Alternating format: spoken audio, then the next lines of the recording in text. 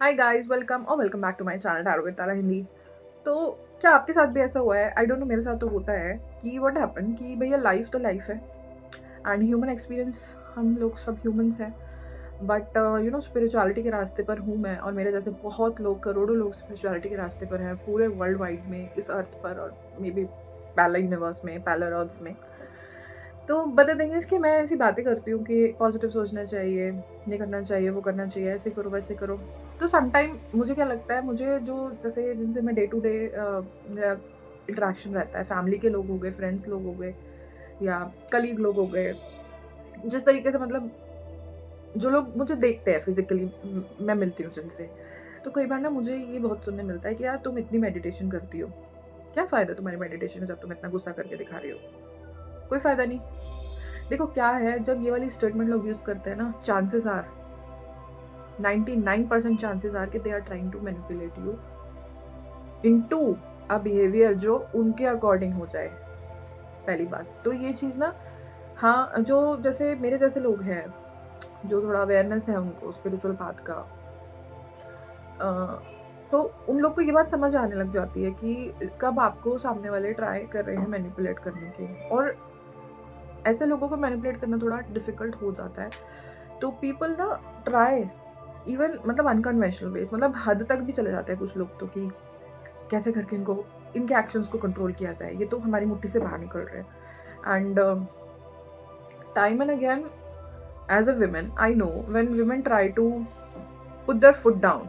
Put their foot down का मतलब है कि when they try to be assertive, वो ये जानने लगती हैं कि उनकी पावर क्या है, और उस हिसाब से वो एक्ट करने लगती हैं जब। तो पास्ट में भी ऐसा हुआ है और आज भी ऐसा होता है, इंडिया में भी होता है कि उनको एक टर्म दे दी जाती है कि she is a which. And I have experience this my self, लोगों ने मुझे ऐसा रेफरेंस दिया है। थैंक गॉड इंडिया में कानून है इस तरीके के कि आप रैंडमली किसी को आज के टाइम में विच बोलकर उसको जला नहीं सकते हो, उसको परसिक्यूट नहीं कर सकते हो, थैंक गॉड। बट ऐसी चीज़ें होती रही हैं पास्ट में भी और आज भी।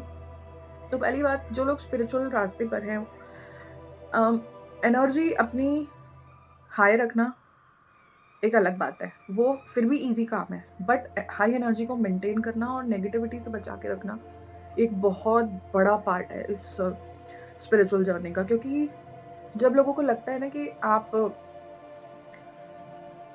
ग्रो कर रहे हो, इम्प्रूव कर रहे हो, और out of their insecurity they try to pull you down, वो आपकी लाइन छोटी करने लगते हैं, वो आपकी लाइन मिटाने लगते हैं।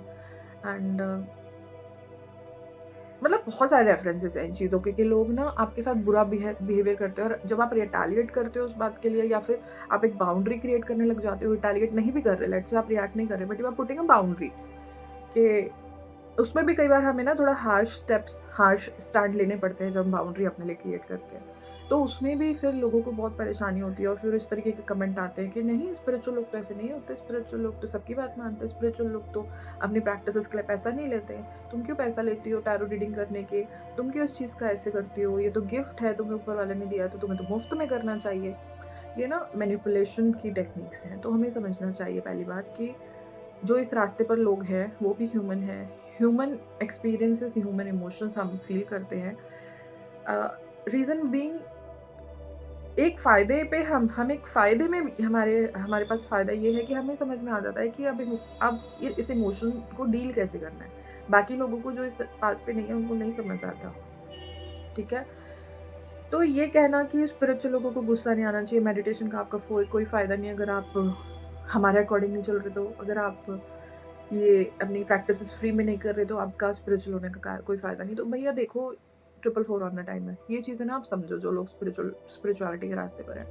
आपको अपनी वाइब्रेशंस तो हाई रखनी है, नेगेटिविटी से अपने आप को बचाना भी है। उसके लिए चाहे आपको बाउंड्री क्रिएट करना पड़े, कभी-कभी होता है कि हमें आर्टिफिशियली रिएक्शन भी देने पड़ते हैं, चाहे हमारे मन में एक समता भाव हो तब भी, क्योंकि दुनियादारी में रह रहे हैं। तो कोई बात नहीं, आपको गुस्सा आता है, कोई बात नहीं। द थिंग इज़ के उसमें ओवर कंज़्यूम, उस गुस्से को अपने आप को कंज़्यूम मत करने दो, ठीक है? और जेन्युइन लोग होते हैं, कुछ लोग जेन्युइन होते हैं, तब भी कई बार उनकी तरफ से हमको अच्छा रिएक्शन नहीं मिलता। तो ऐसा हो सकता है कि उनकी खुद की कुछ इनसिक्योरिटीज़ हों, तब वो ऐसा बिहेव कर रहे हैं। कुछ लोग तो प्योर इविल होते हैं, प्योर इविल, मतलब उनके मन में कभी जेन्युइननेस नहीं हो सकती, ऐसे भी लोग होते हैं। तो वो उनके प्रारब्ध, उनके पास्ट लाइफ के प्रारब्ध उनके सामने आ रहे हैं। बट हमको ना ये बाइफर्केशन करना चाहिए और उस हिसाब से चीज़ों को, लोगों को डील करना चाहिए। एंड एक और बात, मैं जैसे पॉजिटिविटी के बारे में कहती हूँ कि आप पॉजिटिव रहो, ऐसे सोचो, ये करो, वो करो, इस तरीके का कंटेंट देखो, इस तरीके की बातें करो, इस तरीके की प्रैक्टिसेस करो। तो इसका मतलब ना ये नहीं होता कि कई बार लोग ये भी कहते हैं इसकी लाइफ में तो सब सही चल रहा होगा इसलिए हमको ज्ञान देने आ गई। देखो, अपने शेयर के सॉरोज और सफरिंग्स सबने सहे होते हैं, और जो लोग स्पिरिचुअलिटी के रास्ते पर पड़ जाते हैं, गाइस मेरी बात, जो लोग जा रहे हैं, चल रहे हैं, वो लोग मेरे से रेजोनेट करेंगे इस बात से कि सब कुछ लाइफ में अच्छा नहीं था तभी स्पिरिचुअल बने। अगर सब कुछ अच्छा रहता होता तो शायद नहीं बनते स्पिरिचुअल, है ना। तो जो लोग ये सोचते हैं ना कि जो ये स्पिरिचुअल लोग हैं, ये पॉजिटिव रहने की बातें करते हैं, इनकी लाइफ में जब आएंगे ना प्रॉब्लम, तब इनको पता चलेगी भैया बहुत प्रॉब्लम आए थे, बहुत प्रॉब्लम है, और आई नो आगे भी रहेंगे। प्रॉब्लम्स नहीं खत्म होने वाले। इट इज़ जस्ट कि हमको माइंडसेट चेंज करना पड़ेगा उन प्रॉब्लम्स का। आप देखो, मैं लॉर्ड बुद्धा का रेफरेंस देती हूँ कि आपको क्या लगता है, वो प्रिंस थे, राजकुमार थे, वो एक किंगडम के, तो उनकी लाइफ में क्या कोई प्रॉब्लम रही होगी, आप बताओ। बट फिर भी उन्हें लगा कि लाइफ में सफरिंग है, तो उन्हें फील हुआ ऐसा कि सफरिंग है, मतलब पैसा सब कुछ नहीं है, लाइफ में सफरिंग है। ओके, तो आप ये सोचते हो ना कि जो लोग के पास पैसा है उनकी लाइफ में सफरिंग नहीं हो सकती, तो ये बिल्कुल गलत है। तो आप ये कहोगे कि यार ये तो देखने में ठीक ठाक करके लग रही है, इसकी लाइफ में क्या प्रॉब्लम है, इनके पास तो पैसे है, पैसे वाले लोग हैं, तो इनकी लाइफ में क्या प्रॉब्लम होगी। तो ऐसा नहीं होता। ओके, एंड रिसेंटली अभी आई थिंक एक बंदे ने अपनी फरारी बेची है, जो वो रॉबिन शर्मा की आई थिंक बुक है ना, the monk who sold his Ferrari, वो रियल लाइफ में हो गया। पीपल डू दिस, अमीर से अमीर लोग, उन्हें पता चल जाता है कि पैसा भी कमा लिया, दे आर मिलियनर्स बिलियनर्स, तब भी लाइफ में हैप्पीनेस इस चीज़ से नहीं होती है। और कहने से नहीं कई बार ये बात समझ आती है, एक्सपीरियंस करके ही आती है। तो हर किसी का एक लाइफ पाथ है, लाइफ पर्पस है।